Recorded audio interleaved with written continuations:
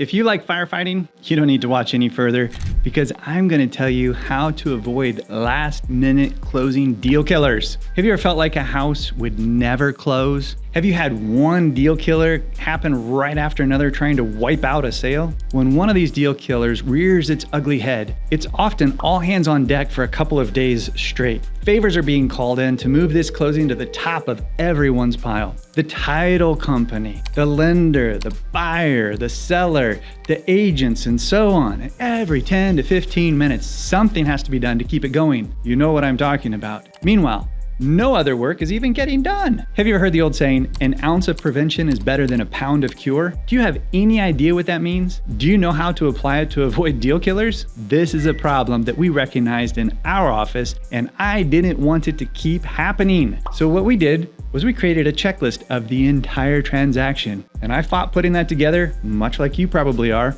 but we follow that every single time. You've heard about Henry Ford and how he changed the automobile business forever by creating an assembly line. Let's think about our checklist like an assembly line. After we created our assembly line checklist, when a deal killer reared up, we dealt with it because we had to at that time. But then we went back to our checklist to identify a step that was either missed or that needed to be added back in so that we never experience that deal killer again. It has been years since we've had any last minute deal killers on our end. So it seems like a lot of work, really, to put together the list, but so is fighting to save one deal after another. Simply write down what you already do and then add to it as needed. And you're gonna have a deal killer eliminating checklist in no time. Want to learn more? Check out the first comment below.